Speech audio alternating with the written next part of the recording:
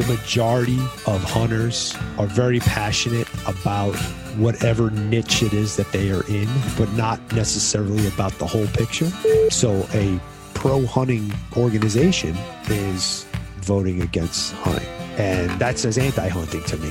I just read an article that basically completely tells a different story of how wildlife conservation is run in the United States. You're not going to watch, 15-minute piece on Joanne Sutton, who just turned 105 years old, but you're going to watch the coverage of the 15-car pileup on the highway. You're interested in the negativity. 5 years from now, if I introduce 10 people into hunting and I change the minds of 100 people, it was worth it to me. Hi, this is John Stallone with Interviews with the Hunting Masters, and you're listening to Living Country in the City. Y'all ready for your dose of flyover state spirit? Straight from the concrete jungle? Well, put down your latte and pull on your boots. It's time for Living Country in the City.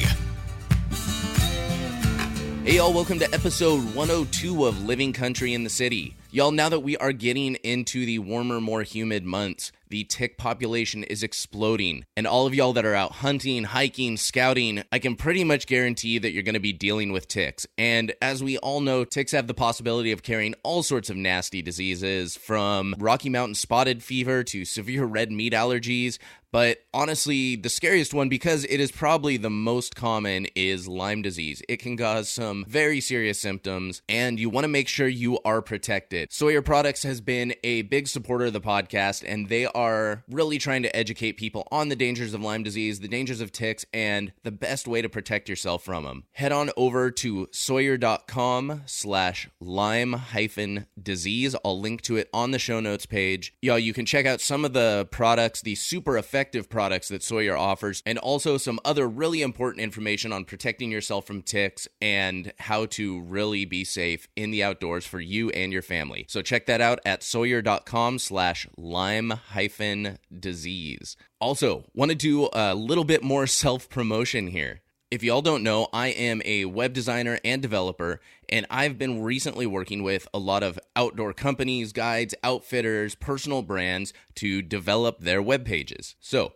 if y'all are starting a podcast, if you have a brand that you really want to put out there, if you're a guide, if you're an outfitter, whatever that is, and you don't really have that technical know-how to put together a professional page that's going to give the right impression of your brand, hit me up at info@livingcountryinthecity.com. I also have a section on the website that's dedicated to these design projects. You can find it at livingcountryinthecity.com/website-design. I've got a few small examples of some of the work I've done up there. More stuff will be going up soon. I got a lot of projects in process that I'm excited to show y'all. If y'all scroll down that page, you can fill out a quote request form. I can give you a general idea about how much your website will cost. For the service you're going to get, I guarantee there are no better prices around. Just ask anyone else that I've worked with. And y'all, I am not above doing a little bit of trading, wheeling, and dealing to get you a site. If you're all looking for a low-cost way to get your brand going, get a landing page, get a website up for whether it's hunting related or not. I've done a lot of different work over my career, so check it all out, livingcountryinthecity.com/website-design. Now, if y'all missed it from the last two episodes, just a reminder that coming up over the next several weeks, Living Country in the City is going to be rebranding as the Wild Initiative. I am really excited about this, folks. There's going to be some really awesome stuff coming down the line when I launch this rebrand, so make sure y'all are paying attention, keeping an eye out for the Wild Initiative. And related to that, head on over to my support page at livingcountryinthecity.com/support. Check out my Patreon. There's going to be some really special rewards for Patreon supporters when I do this rebrand, so make sure y'all check all of that out. I'm super excited to be launching the Wild Initiative. All right, y'all, getting on to today's episode. I have him back, folks. John Stallone of Interviews with the Hunting Masters. He's hopping on the line to talk about something that I'm personally passionate about, which is really creating more unity among hunters, as well as bringing new folks into this hunting lifestyle. He's working on something called the Hunter Up Initiative, and he wanted to share with y'all what that is. We also, I will warn you, we get into some slightly more controversial topics, but this podcast is really meant to be about authentic discussion and having those conversations, so I decided to leave it in. But just a warning that we talk about some stuff that y'all may very strongly disagree with, or you may feel the same way, so I'll let y'all make your own decisions and come to your own conclusions. Really excited for y'all to check out this episode with John Stallone. All right.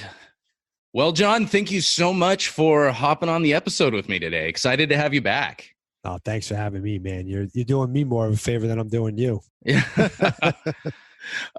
So, man, it's been a while. I was looking back, and it looks like we haven't chatted since episode 45. So, man, just about 55, 56 episodes ago. Like, that was half of the life of my podcast over that.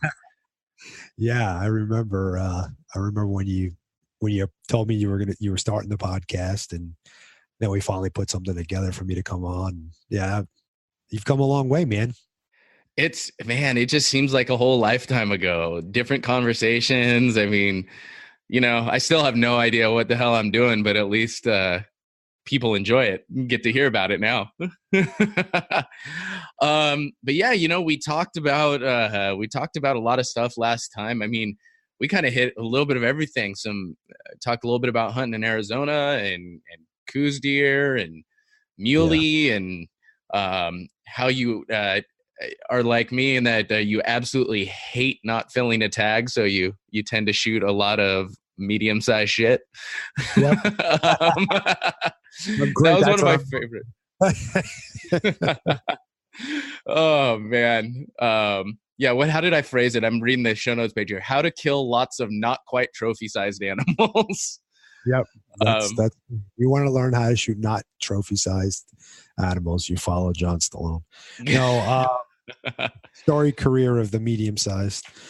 So but it's been a while since we chatted, and honestly, I always tell people, like, whenever you come up in conversation, the one thing that always comes up is how passionate you do get about everything.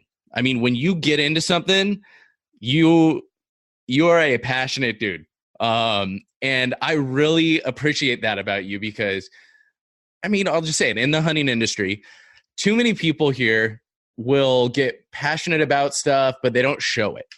And, we all love talking about our passions about hunting, but I just noticed, like, you are out there all the time being the guy you are, and I really appreciate that. So when you have a problem with something, you don't like let it fester and like talk shit behind people's backs, whatever. Like, I've just noticed you confront people, you're open about it, and you get it resolved, and I love that about you.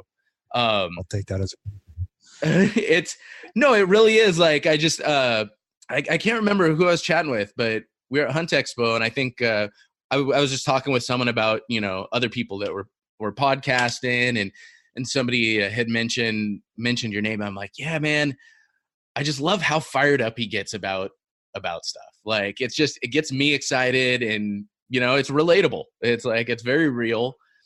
But we are here today to talk about something I think we are both very passionate about. Agreed. I guess a little bit of unity among hunters, as well as bringing new people into hunting. You have recently started a new initiative. You're calling it, correct me if I'm wrong, the Hunter Up Initiative, right? That's correct. Yes. And basically what it is I'm trying to get us to be more of a community and less of an industry. Everybody, not everybody, I hate to say everybody, but the majority of hunters are very passionate about whatever niche it is that they are in hunting, but not necessarily about the whole picture. The duck hunters get very excited about duck issues. Deer hunters get very excited about deer issues, elk, so on and so forth. And the problem is the other side isn't like that. Yes, they do all have their niches. The Save the Whale people have their niche. The Save the Wolves, Save the Bears. They all have their niche, but they have no problem coming together to lock arms on issues. And they actually give grants to one another within their organizations and do stuff to allocate money to fight us on stuff. So, my Hunter Up initiative is basically this: to try to take one new hunter out and try to educate as many non-hunters as you possibly can, wherever you can work it into a conversation, so that they understand where money comes from for conservation, what the North American wildlife model is. And that way, when votes come, when it comes time to vote, they're not going to vote against us, because the other side uses a lot of propaganda. They use emotion and are doing a very good job of infiltrating media, getting actors and big name people that are very well recognized, and everybody knows about, well, maybe not everybody, but HUSIS, okay, Humane Society of the United States, is been putting out videos, save the puppies and da da da da, and none of that money goes to saving puppies. It goes to fighting, litigating, and going against us. So it's really important that we, as a group, come together, stop fighting with one another, stop wasting energy, arguing, and stop bickering. And when it comes to stuff that is hunting related, for instance, this is just came up recently, and I got pretty heated about it, as you said, passionate, but pretty outspoken about it. Now they're trying to ban coyote calling contests or predator calling contests here in Arizona. They got them banned in Washington State. They got them banned in New Mexico, and now they're starting in Arizona. And I'm a predator hunter. Yes, I do a lot of predator hunting. I guide for predator hunting, but I don't do contests. It's not my thing. I've thought about it. I've thought about it mainly to see, well, I figure where would I fall in the pecking order, against other guys who are good at predator calling, but I've never done it. But I was fighting for them to stay and not to be abolished or banned, because I feel it's another win for the antis, and we're not sticking together.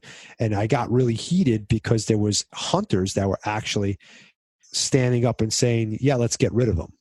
Matter of fact, BHA is like leading the charge with that. So a pro hunting organization is voting against hunting. And that, to me, I don't know, that says anti-hunting to me, which actually led me to go do a bunch of investigation and whatnot I went down a rabbit hole that I don't even want to get involved in. But I feel like if you're, there was a big thing going on a couple of years ago when elections were going on to vote public lands. And I think that people should vote hunting. Don't vote public. Yeah, we want public lands. Yeah, of course we want places to go hunt.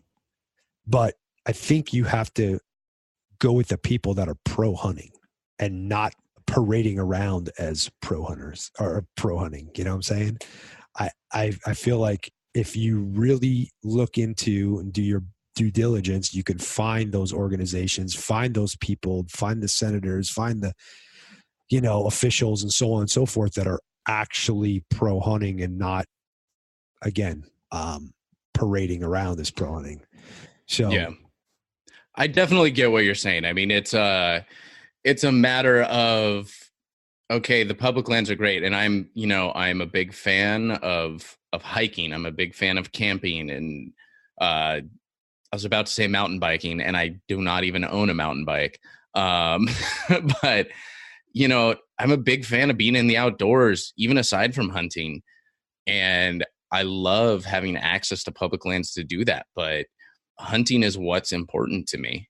Like, and you know what? And I have no problem teaming up with someone that disagrees with certain aspects of what I believe in to achieve a certain goal. But if in the course of achieving that goal, I destroy what I'm passionate about, Right. I'm doing myself a disservice. Exactly. And I'm not one to talk about anyone, you know, I definitely think, yeah, we should vote public lands, but not to the point where we vote ourselves out of hunting. Yep. And, you know, I'll probably get a couple emails. I have a feeling I might get some emails for this podcast, but it's something that needs to be said. I will too. I just, and I'm not saying any specific person or any specific group. I know I mentioned BPA, but and honestly, I'll say this. I feel like I don't know if they're all cracked up to what they are, or, cracked up to what they're supposed to be. But I'm not saying specific. I'm just saying you need to really look and see, because every organization is going to have something that's not 100% in line with what you want. And that was my whole point of what it is being more unified and voting for the betterment of hunting, for the betterment of us as a community, not to just propel one aspect of hunting and put down another, and so on and so forth. Well, as hunters, we're such a group of people. We do really, just to echo what you said, we do so much identify with how you hunt. Like, it may not be necessarily that you're just a deer hunter, just an elk hunter, just a duck hunter, whatever it is.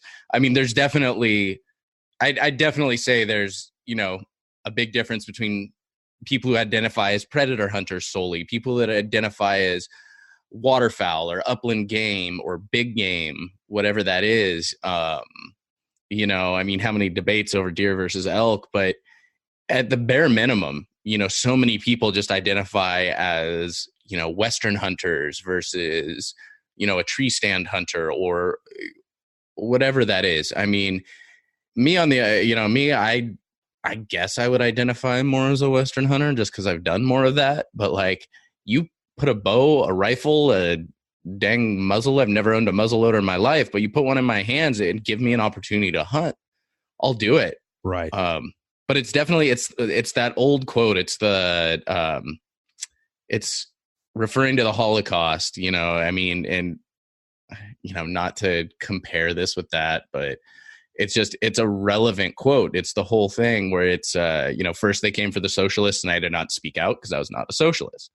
Whether that's first they came for the mountain lion hunters and I did not speak out because I was a mountain lion hunter. Right. Then they came for the lead ammunition and I did not speak out because I was a bow hunter. Yeah. Then they came for, predator calling contest and I did not speak out. But then, they came for me and there's no one left to speak for me. Right.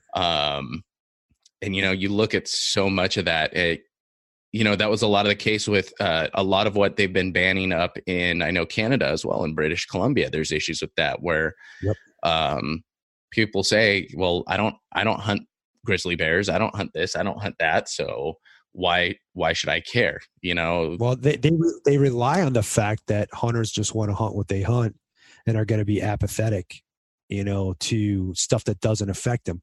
Why should a guy in New York that whitetail hunts care about not being able to hunt lions in California?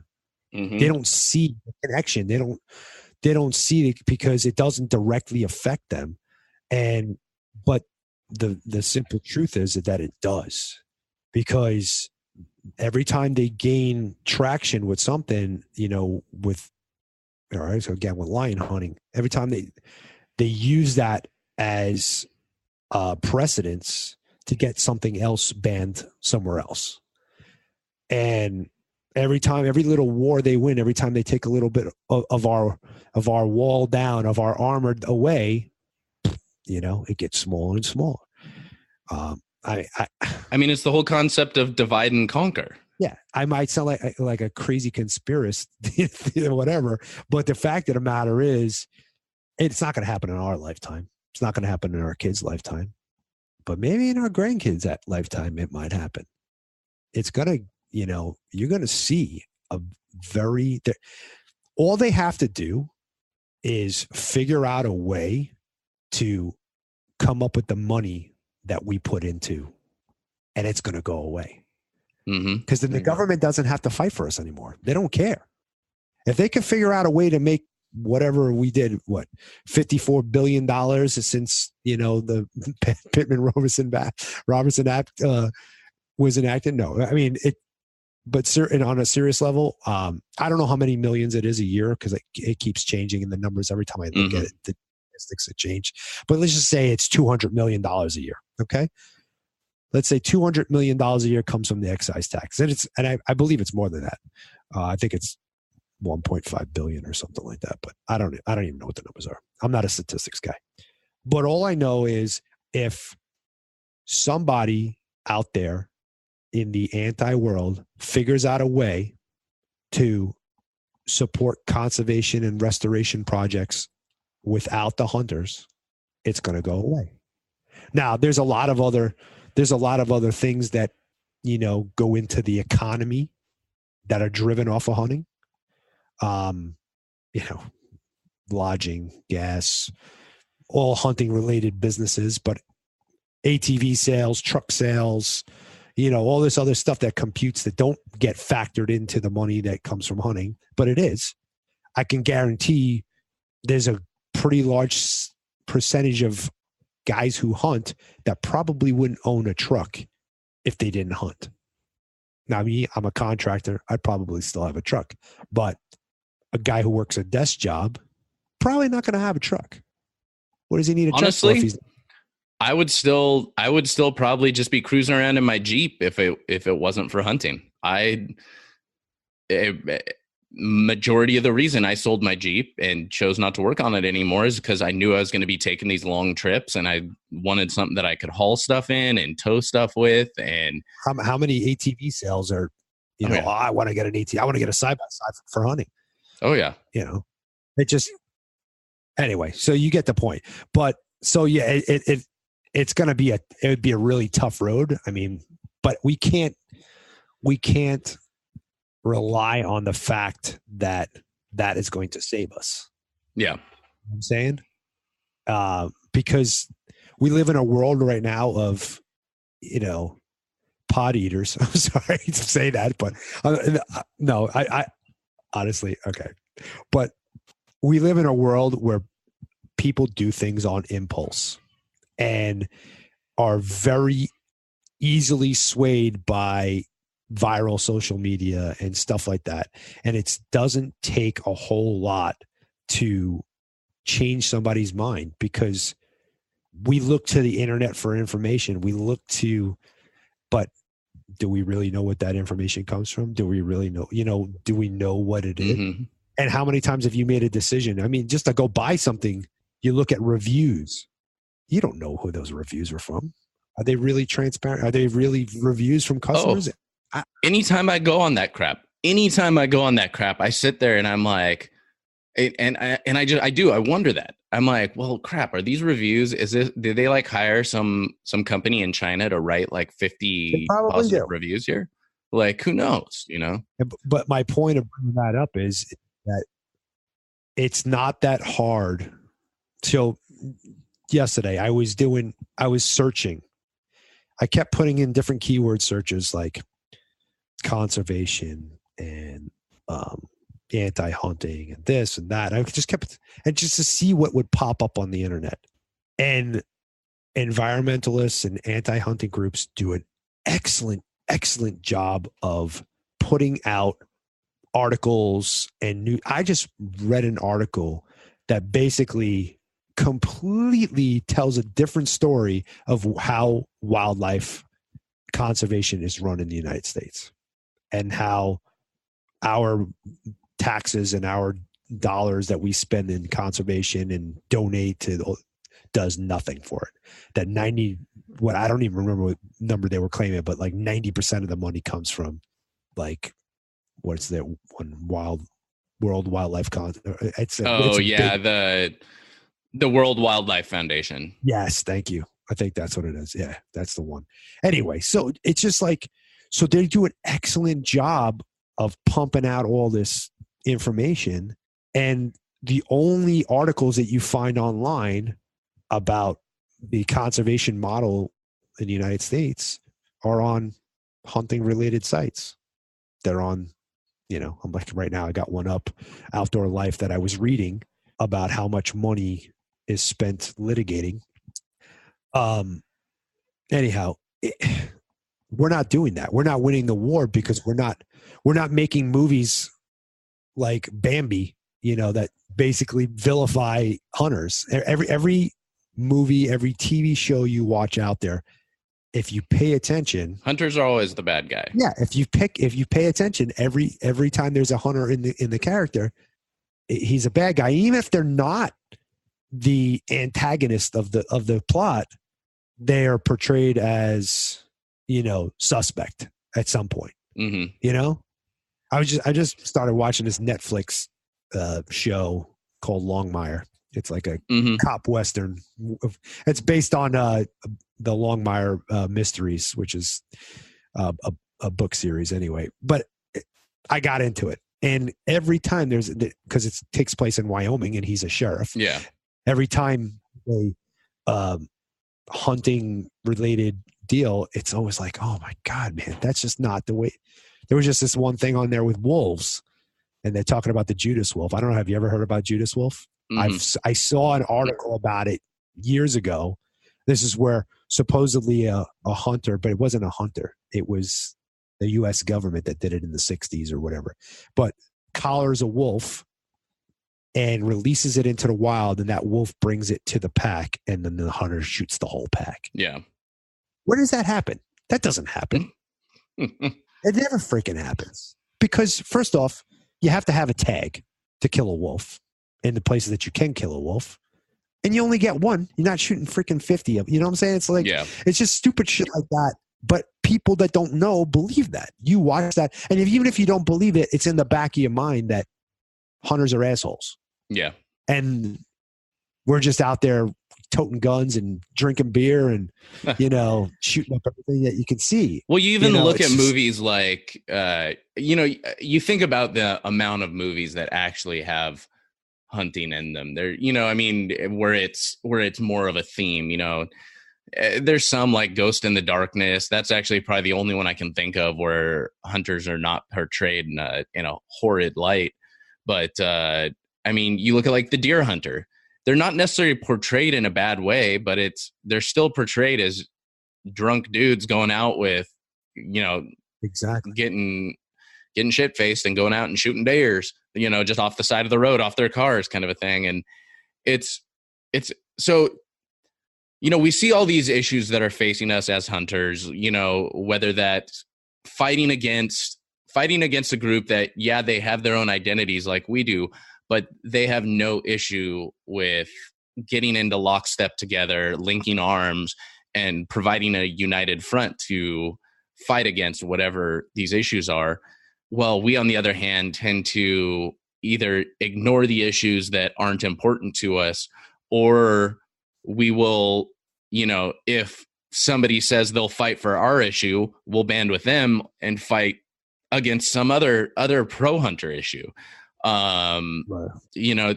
So we see these problems that are facing us. We see a lot of, I think, we kind of discussed this before the podcast, we see a lot of infighting as hunters, even over stupid stuff that is just a waste of time, really. Like you said, whether, I'm shooting a Hoyt and you're shooting a Matthews, or, whether you hunt with a rifle versus a bow, whether you're public land, private land, heck, whether you want to go out and you want to shoot buy a hunt for a big ass elk that's been bottle raised and let go on a farm, and you know what, you want to pretend like you went out on some epic hunt. Honestly, I don't care. We all know what happened. We're not that stupid. Like, right. I don't care. I'm not going to waste my time and energy making this big deal and infighting with you when this energy could be spent on doing research and educating other people. You know what? if you want to grab a bow, John, if you want to grab a bow fishing bow, put on a bikini and stick your butt out on top of an orca cooler, I really don't care. I'd rather you didn't. I would probably hide your story for a few weeks if you did that. But you know what? I don't care. I'm not going to follow you because that's not the content I'm interested in. I don't need some other hunting group to come rail against them and educate me on why that's okay, it's not the best representative of hunting.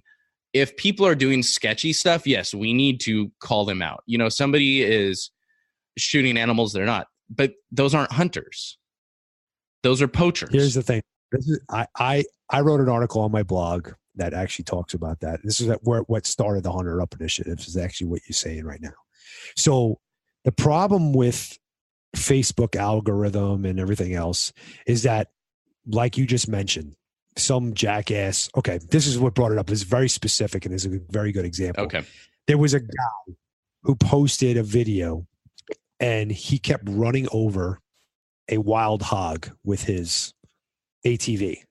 He'd run it over, and the boar would get up, and the boar would charge him again, and he'd run it over again, and the boar kept getting up and charging him. And man, that shit went viral quick on Instagram. People were just like, "Oh, I can't believe you're doing that." That's hunters, non-hunters, all over the place. Every end, it's just stupid practice. The problem with that is, you as a hunter, instead of making a comment, because hunters are what saw that first. If you have a hunting page on Facebook, Instagram, whatever, your friends are going to see it first. Now, when your friends comment, "Oh, you're an idiot," or "That's cool," whatever. But let's just hope that everybody said to this guy, he's an idiot. Facebook algorithm or Instagram algorithm casts the next net to catch the next group of fish to see this. Mm-hmm.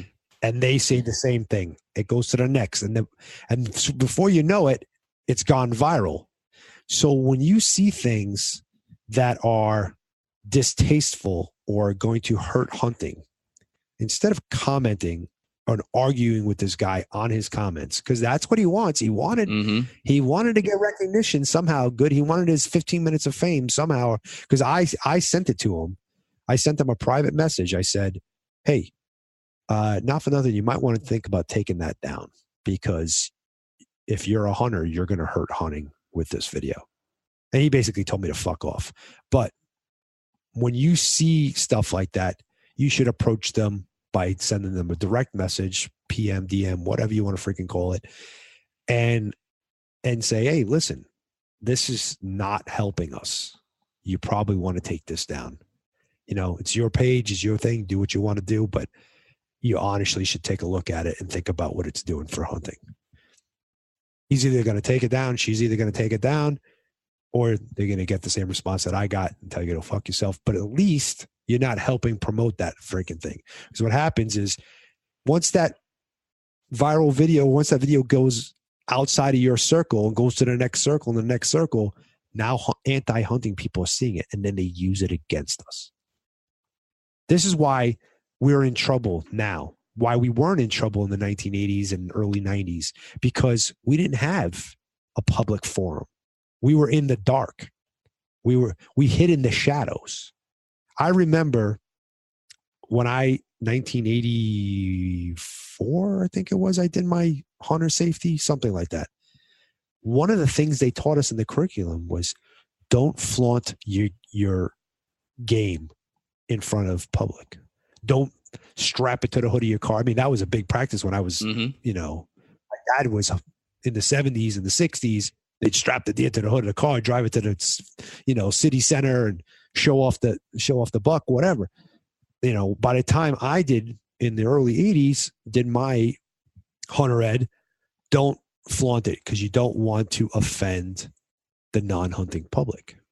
And that, that practice worked pretty good for then, because the ability for information to fly through the internet and reach millions of people wasn't there. Now the problem is, you make a post, your intentions are to show your hunting friends in your hunting circles, and you might get the occasional Aunt May, who's not a hunter, say, "Oh, I can't believe you killed those," But for the most part, the non-hunting public is not going to see that picture unless it is gruesome enough or it has a potential to go viral. And once it goes viral, it's in the eyes of, and the problem is most of the stuff that goes viral is the stuff that's distasteful. And it's just like, how could I, the news does this all the time. You're not going to watch, 15-minute piece on Joanne Sutton, who just turned 105 years old, but you're going to watch the coverage of the 15 car pileup on the highway because you're interested in the negativity. And the other side uses that all the time. They use that very same tactic. We just touched on it on the movies and all that stuff. And that's why we're in a battle that we can't win, because we don't fight on the same playing field as them. All right, I'm going to pause right there for just a second so we can hear a word from one of my partners.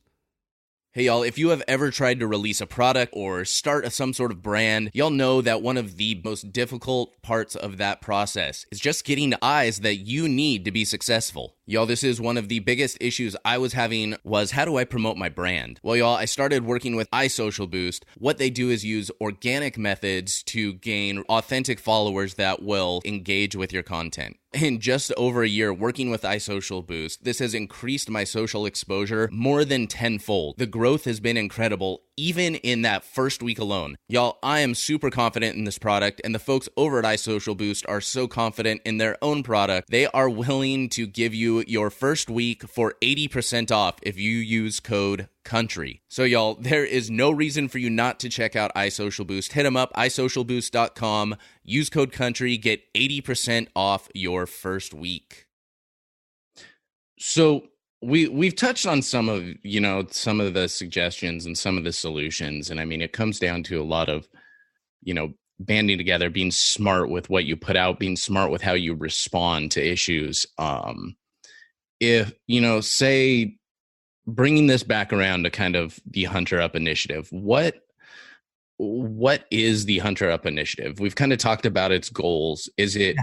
I know that. I've been all over the map. No, it's, I want to bring it back around because, I think this is important. We've talked about so many of the issues that are facing this, and it seems overwhelming. Like, it seems like, honestly, you kind of come at this and it feels like, well, what can I do? Like, what effect can I have? It's like this giant tidal wave of crap coming at you from one side, from the anti-hunters, from this side, from these groups that, their whole purpose is to put down other hunters, from this side, from people that you're like, what the heck are you doing? I thought you were, you say you're pro hunting. Why are you down on me just because I do it this way? We're getting it from all these sides. It feels disconcerting. I mean, it feels, I don't want to say hopeless, but I want to bring that back around to, how do we solve this problem? So what is really, talk a little bit more about the Hunter Up Initiative and how you want to address things through this.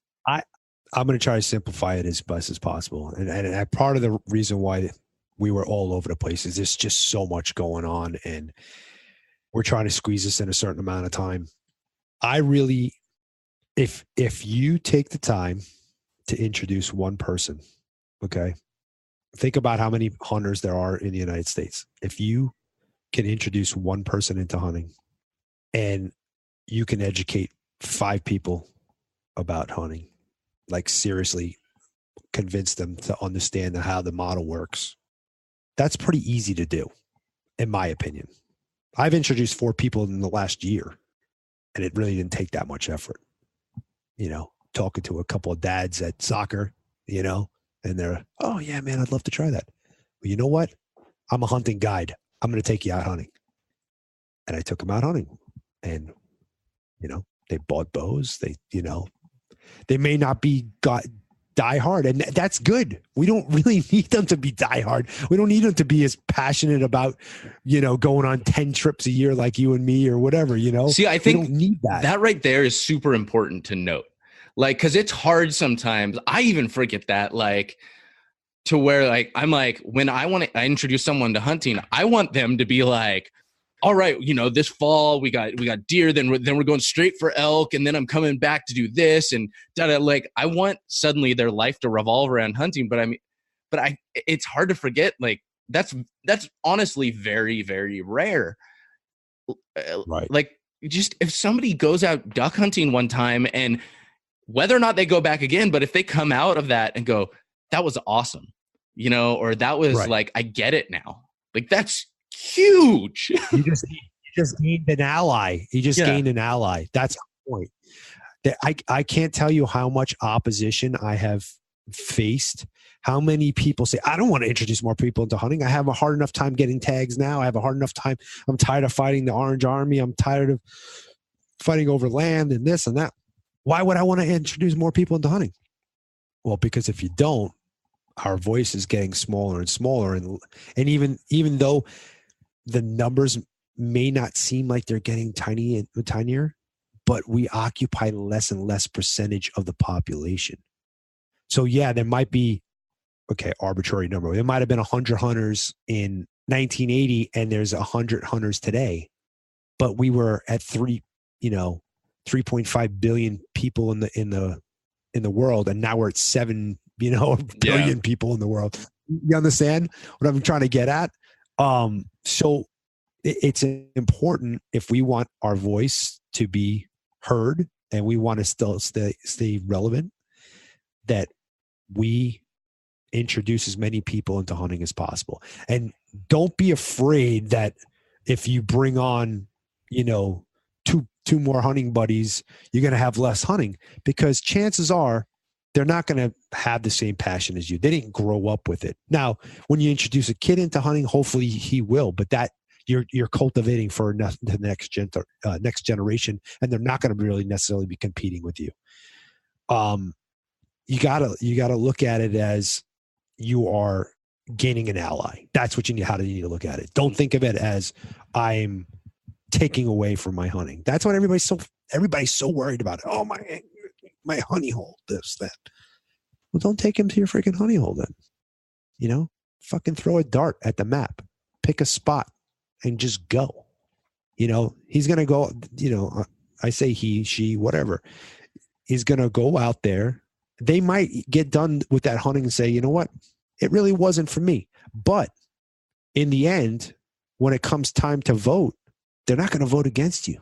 They're going to see what you put in, the time, the effort. They're going to know, hey, well, it's not just getting in a truck and drive around and shoot things while I'm drinking beer. It's, they'll be able to recognize the misinformation. If you are the beer drinking road hunter, please do not do that. We don't need any more of those. Don't get me wrong. I enjoy the occasional post hunt beer, but it's definitely not driving around with a beer in hand and hanging a rifle out the window. But it's very much, we want people to be able to recognize the misinformation when they see it. Right. I think that's so key. Is we really can't do a lot to stop the flow of it. We can't. I don't think there's really anything we can do to stop the flow of misinformation. Right. Not in this country. And to be honest, like, I'm not the type of person that would ever want the government to come down and try and do that. We can do as much as we can to provide our own source of accurate and educational information. But like you said, it's very rare people want to see that. They want to see the scandals. Right. But so it's so important that we do everything we can to educate these people enough. Yeah, you may not be able to give them the whole spiel about Pittman Robertson and explain all of that, but they may learn enough from when you're out hunting. Like, you take them out and you're like, okay, we got to go buy tags. And they're like, well, what are these for? And you give them that little bit of explanation, but then somebody comes out and says, well, this doesn't do anything for hunting. They at least know enough to recognize that that's not true. They're like, that right. is. Or at least I got to question it and go look at themselves. Exactly. Yeah, I agree with you. So going back to your question before, I'm awesome at going off on tangents. The Hunter Up initiative is basically 4 parts: recruit new hunters, educate non-hunting public, being more unified and being better to each other, be more of a community, and policing the unsavvy, trying to stay away from helping antis, push these crazy, like, oh, the guy that shot the giraffe thing, or, or Cecil the lion type of stuff, by understanding how Facebook and social media and all that stuff works. You comment on it, it's going to get bigger. Has a chance to go viral. Once it goes viral, you're screwed. Instead of commenting, because commenting brings it back to the top of the list again. Every time somebody comments, it increases it to the top of the list. Send a private message. Write your own article. Don't share the video, but if you can reference it without directing people to it. You don't want to obviously, encourage people to go view it, but counter it without promoting it. Send that message, put out your own positive content to counteract that. Do whatever you can. There's so many better ways to do that. Exactly. So is there, talking a little bit more about Hunter Up, is there like a website, anything? What are you putting together for this? I'm in the process right now. So right now, I up until now, it's just been running it from my blog. And that's johnstallone.me. If you're interested in going to look, there's just several articles, a couple of rants on there, and so on and so forth. I've been kind of working behind the scenes with people who are smarter than I am and who have more political savvy than I do. And I'm in the process now of trying to put a team of influencers together. I am working, like I said, I am working with California, but one of the officials in California, I'm not going to name their name right now, but is going to help me put that same program together here in Arizona.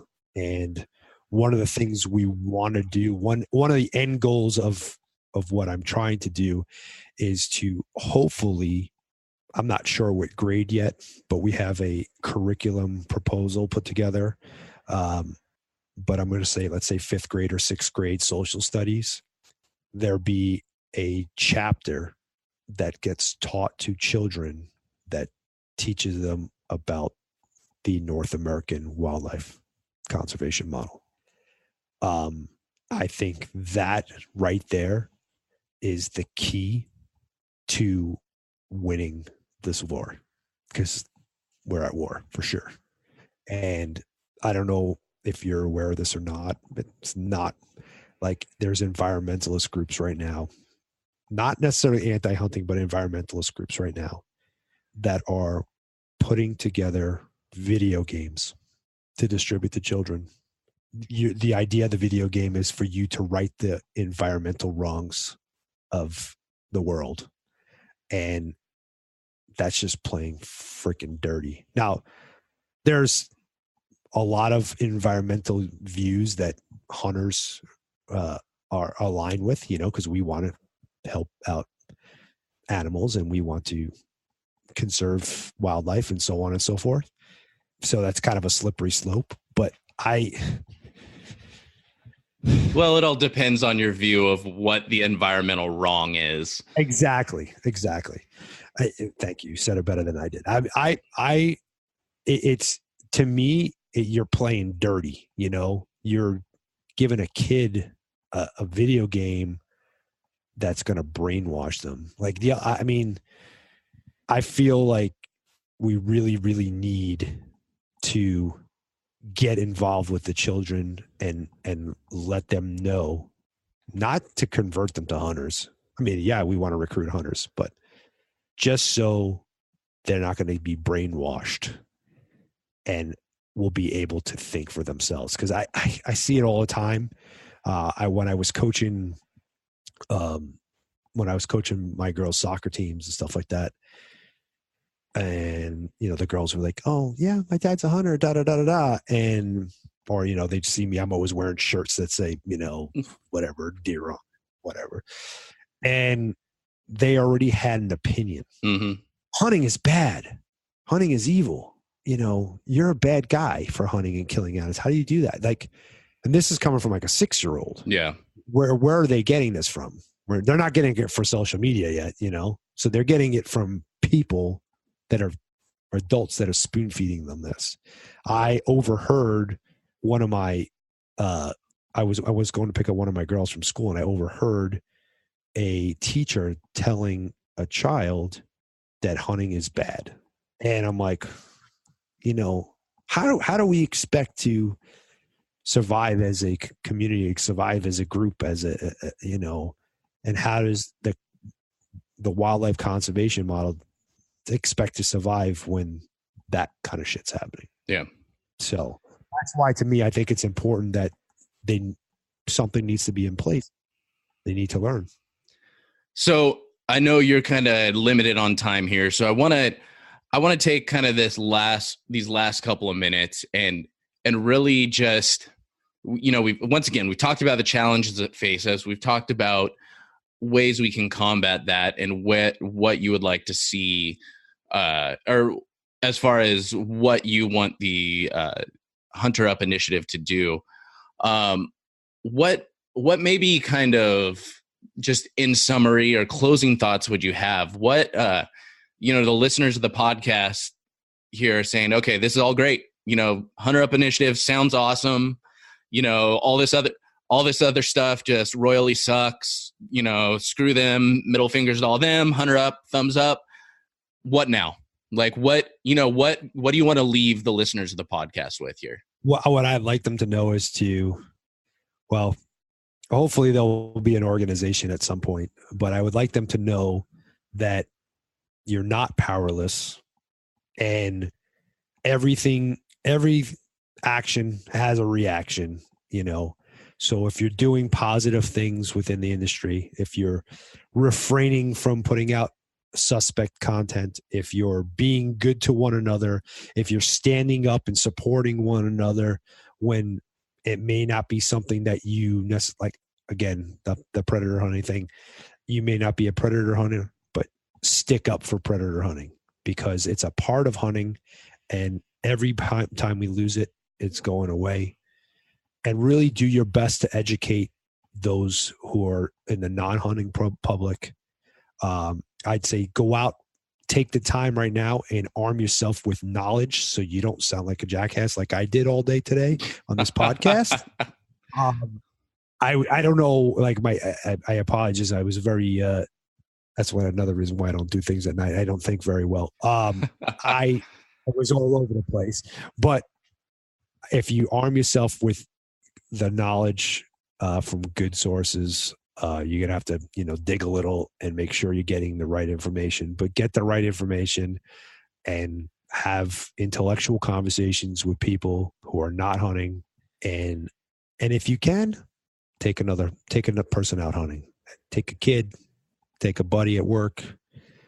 They may or may not become hunters, but you're gaining allies, and that's really all the things that you can do that are very easy to do, don't really require a whole lot of effort. I'm not asking you to run around and get petitions signed. I'm not asking you to send out flyers and knock on doors. It's really easy to win this war if everybody's like-minded and doing things that are pro-hunting. And unifying, yep. Being unified in a goal, in a single goal to protect hunting in all its forms.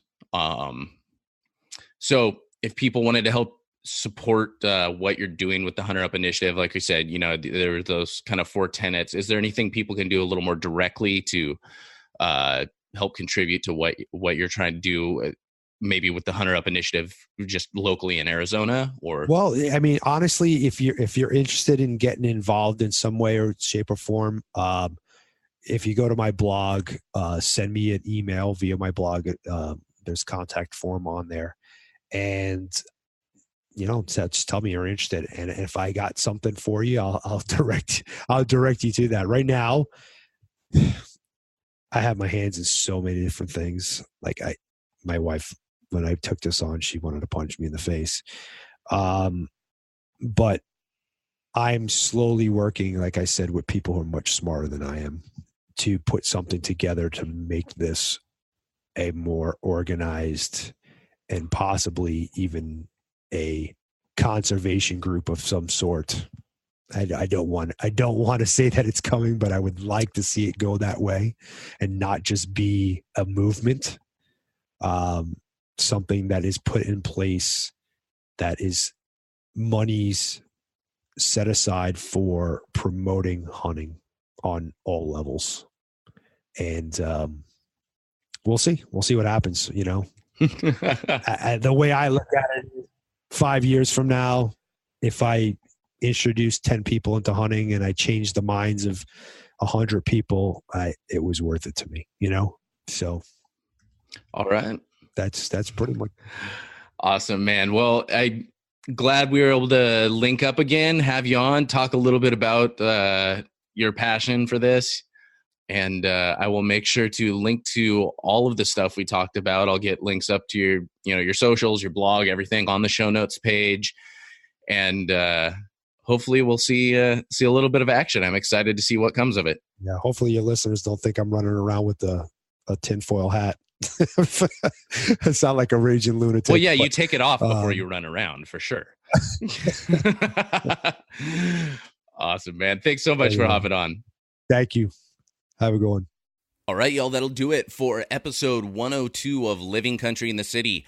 Make sure y'all check out the show notes page at livingcountryinthecity.com/102 to get links to everything we talked about in today's episode. Big thanks to John for hopping on. Make sure you check out the Hunter Up initiative and find out what you can do to help get new hunters into this lifestyle. Additionally, check out Sawyer products. Learn how you can protect yourself from Lyme disease at sawyer.com/Lyme-disease. If y'all are looking to build a brand online, make sure you hit me up and get that website built. Also, make sure you check out isocialboost.com. Use code COUNTRY, get 80% off your first week of service. There's no reason not to check them out. Finally, remember, y'all, the Wild Initiative rebrand is coming soon. Keep an eye out for it, so don't be surprised when suddenly the name changes and you are subscribed to the Wild Initiative. But in the meantime, keep it country, y'all.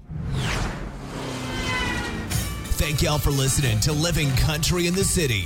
Get show notes and check out the blog, product reviews, events, and more at livingcountryinthecity.com. And my son just walked in. What's up, bud? Say hi to Sam. Hi. Okay. Can you do me a favor? Get your naked body out of here. Also, another reason why I don't do podcasts in the evening.